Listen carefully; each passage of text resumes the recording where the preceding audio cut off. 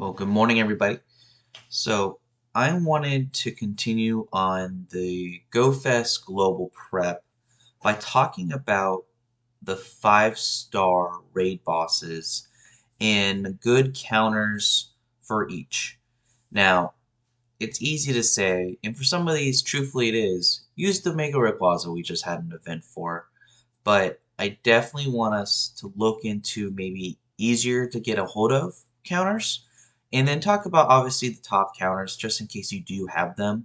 So for each one of the Ultra Beast and the Necrozma that we will go over, I'm gonna list like the top two or top three for sure, and then a good budget or more common option just in case you don't have a whole bunch of really good Rayquazas, a whole bunch of really good legendaries.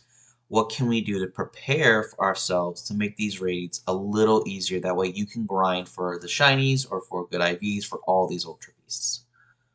So first, let's look at Nihilego. So Nihilego is a poison rock type who's times 4 a week to ground. So when it comes to the counters, the most popular counter is obviously Primal Groudon, the best ground attacker in the game, followed by Shadow Groudon and then Shadow Excadrill. But I think the easy to get hold of one here would be maybe Mega Garchomp or even Excadrill itself. So those are Pokemon where I would encourage maybe if you have a good Garchomp, because we had a Mega Garchomp raid day earlier in the year, we can definitely have a good Garchomp or even a good extra drill because we had Drillbur in an event recently. So I would definitely focus on them. If you have a Groudon, absolutely take the Groudon. Groudon's by far the biggest threat here and can definitely do the most damage.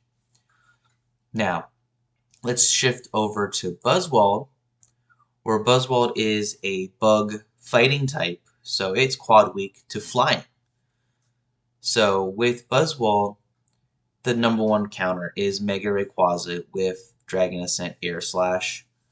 But other than that, what else could we use? Well, we could use Shadow Elements. We could use Mega Pidgeot. And we could use a Shadow Honchkrow. Like I said, if you want the best counter, get a Rayquaza. Mega Rayquaza, Shadow Rayquaza, regular Rayquaza are the top 3 counters for Buzzwole. But not everyone's going to have a good Rayquaza. Hopefully by the end of the upcoming weekend you do, but it's one of those situations where it's not always guaranteed. Mega Pidgeot's a really good counter here, along with a couple of other Shadow Pokemon. But that is kind of what we're looking at when it comes to Buzzwole. With that quad weakness to flying, there's plenty of options, truthfully. We have plenty to go with. And Pheromosa, same thing. Pheromosa is the same exact typing as Buzzwole. Pheromosa is much more frailer than Buzzwole, so the flying types are your best friend again. If you look at the counter guide for Pheromosa, it is almost identical to Buzzwole. So there's a very good piece that overlapping weakness really does give us the opportunity to prep the same Pokemon, like we said, Mega Rayquaza, Mega Pidgeot, regular Rayquaza, Salamence, plenty of options, plenty of really good flying types out there to take care of the Pheromosa. Now let's look at Xurkitree. Now Xurkitree is a pure electric type Pokemon. So its only weakness is to ground. So again, very similar to the Nihilego counters where we're looking at Primal Groudon, Excadrill, Mega Garchomp, Mamoswine. So again, another double up on prep, which is really good. That helps us conserve our Stardust, our candies. So really, we're only looking at after 4 Pokemon, powering up maybe 2 to 3. So that's a really good opportunity to take advantage of these overlapping weaknesses and being able to get everything ready. So that's a really good thing there. And then next is going to be Celesteela. So Celesteela is a steel flying type Pokemon, which means Celesteela is going to be weak to fire and electric type attacks. So when we look at the counters for Celesteela, the number one counter is Mega Charizard. And I think that most of us should have hopefully have a good Charming Charizard to boost into Mega Charizard Y. Um, and then behind that was Mega Blaziken, Shadow Electivire with the Thundershock Wild Charge combo, and then Shadow Entei, which we are getting in the beginning of July.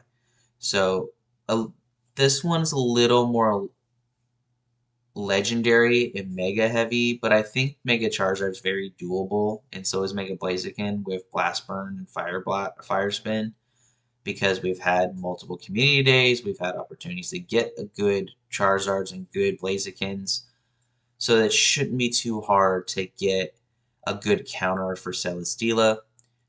And then going over to Kartana, again, a grass steel type, so quad weak to fire, only 2 times weak to fighting.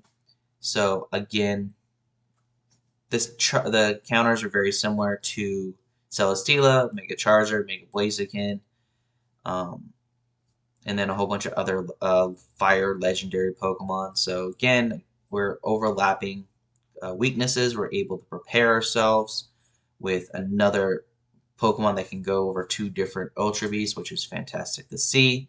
So again, just I would say if you have a good Charizard, prep it up, get it to be Mega Charizard Y, and you'd be good to go. Now the last Ultra Beast for Global Go Fest is Guzzlord. So Guzzlord is a Dark Dragon type, which means it has a quad weakness to Fairy, but it also has weaknesses to Fighting, Bug, Ice, and Dragon. So there is a lot of opportunity there. So looking at the best counters, we have Mega Gardevoir, we have Enamorus, we have Mega Rayquaza, this time with the Dragon set of Dragon Tail Outrage. We have Shadow Granbull. Shadow Granbull is a really good budget counter from Shadow from Rockets. Um, you have Togekiss, because we just had a Togetic Community Day last year.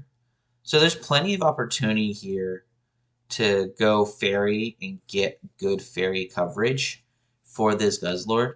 Um, the Mega Gardevoir is going to be your best friend, but there's a whole bunch of other cheap options. Like I said, Togekiss exists. We did have a community day for Togekiss in the past.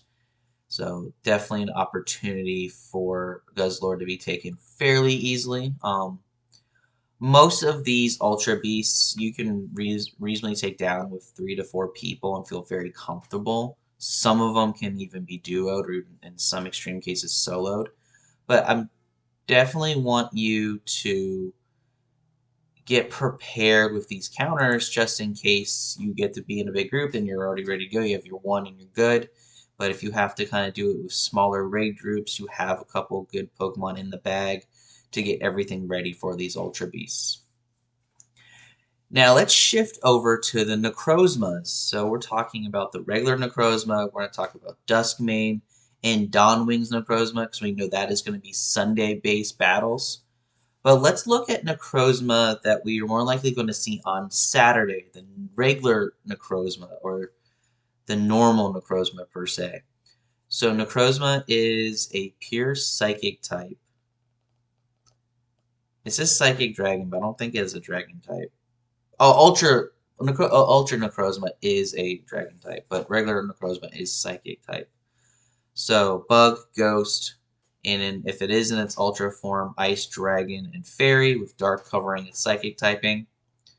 So common counters or easy counters for Necrozma. Mega Rayquaza just hits really, really hard. Mega Gengar, Mega Garchomp can hit really hard. Mega Tyranitar can hit really hard. We've had Garchomp and Tyranitar based events, so those should be easier to get a hold of. Mega Banette is an opportunity. We've had an event with Banette in the past. So I would say Necrozma is going to be a little harder to prep for, just because unless you have really good Dark type or really good Ghost type, again the Gengar and Tyranitar are perfect examples there. You're just going to have to hopefully get into a group with more people or with maybe more better counters and just kind of brute force your way through these Necrozma raids. When it comes to Duskmane Necrozma, so Duskmane is the Solgaleo version of Necrozma. Uh, it's a psychic steel type, so it's weak to ground, ghost, fire, and dark. Again, we've already prepped for ground and fire multiple times in this. So again, Primal Groudon, Mega Charizard, Mega Tyranitar, Mega Garchomp, Mega Blaziken. As you see, a lot of overlap from previous preps. So that's always a good thing to see. So if you're prepping a Mega Charizard for the other ones, you have one ready for the Duskmane. So we're not too concerned. We definitely have the opportunity to have overlaps in our prep, which makes it so much better for our Stardust, because I know not everyone has a whole bunch of Stardust built up. I typically go through maybe large bulks of prep maybe once or twice a year just to prep for something like this where I know there's going to be multiple raids I want to focus on. That way I'm not kind of reacting to the raids. I'm being prepared ahead of time. Now for Dawnwing's Necrozma, it's a Psychic Ghost type, which means it only has two weaknesses. Ghost and Dark, but both of these are quad weaknesses. So when we look at the counters, again, we're seeing a lot of familiar names. We're looking at Mega Tyranitar, Mega Gengar, Mega Houndoom, another Fire Dark type that we could be prepping for, Hydreigon, Mega Banette, Absol, Mega Gyarados. So a lot of Pokemon that we've been seeing in the game in terms of mega raids or community days or focus events to help us get ready for these raids that are coming in Fest Global. So again, what I would recommend for these, as we are talking about and going over all these raids, a good Mega Charizard Y, a good Mega Tyranitar, a good Rayquaza, Mega or non-Mega, that is going to be your choice. And then kind of just figuring out what else you have that's a good attacker that covers fire, that covers dark, just a good attacker in general, ground types. So we talked about Primal Groudon. We talked about Excadrill a couple times. So not a bad, like, we don't have to go all over the place. You're not bringing 7 different new Pokemon. You really are only focusing on 3 to 4, which is fantastic. But we definitely wanted to talk about that today, get you all prepped, get you guys an idea of a direction to go, and hopefully have a good Go Fest. It's only a couple weeks out, so we have a couple more weeks to prep in terms of our Pokeballs, in terms of our items like incense, lucky eggs, star pieces, and then in this case, prepping our Pokemon and our Stardust to make sure that we are going to have a good and fun event. I hope this helps everybody. I really wanted to go over some of the details for everyone to make sure that I can help a little bit. And let me know which Pokemon that you're most excited to use and which one you're most excited to battle. I want to see and kind of hear what everyone's looking forward to going into Go Fest Global. I'm looking forward to grinding all these Pokemon. I need them all shiny for my living decks. But again, I hope everyone has a great day, and I'll see you guys out